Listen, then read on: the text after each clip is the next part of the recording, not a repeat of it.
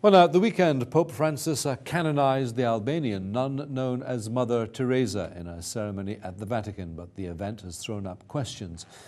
Teresa's canonization has reignited criticism of her methods and her order, which detractors claim focused on the elevation rather than the relief of suffering. Well, with me to discuss her legacy is Brenden Thompson, a Catholic voice from Westminster Diocese. Welcome to you.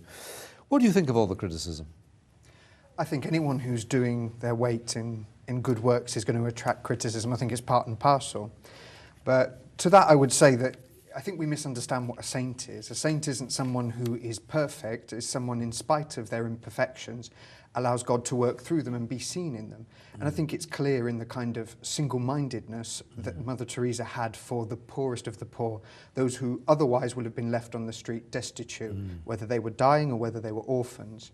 I mean, a beautiful story she told in her Nobel Prize speech is of one man who had maggots all over him, and she bathed him, cleaned him, touched him where nobody would have, not his family. And she said, he said, I live like an animal, but I'm going to die like an angel. And I think that's a testament to the real hands-on work that she got involved with. This idea of miracles nowadays, 2016, people, I mean, atheists, apart from anyone else, saying to themselves, well, this is... It's okay, it may well be outdated as they would claim, but at the same time they would see it as a fairy story. And that, I suppose, is what the Catholic Church has got to deal with on a day-to-day basis. Mother Teresa, a saint, how? They are not, I promise you, they're not going to be as sceptical as the Vatican in this, because their whole reputation hangs on the fact that these miracles are to be believed.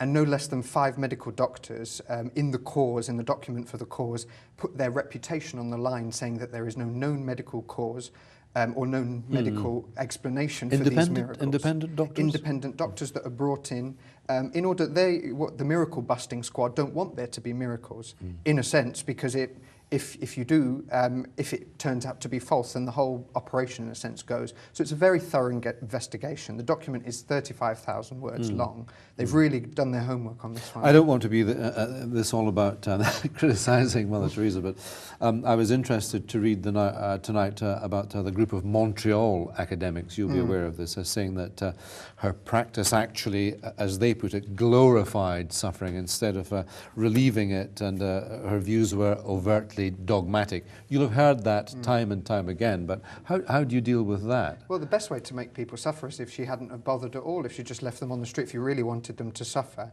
I mean, the problem with that review of literature by these 3 Canadian academics is that it never spoke to a single recipient of Mother Teresa's care. It also never spoke to the Vatican.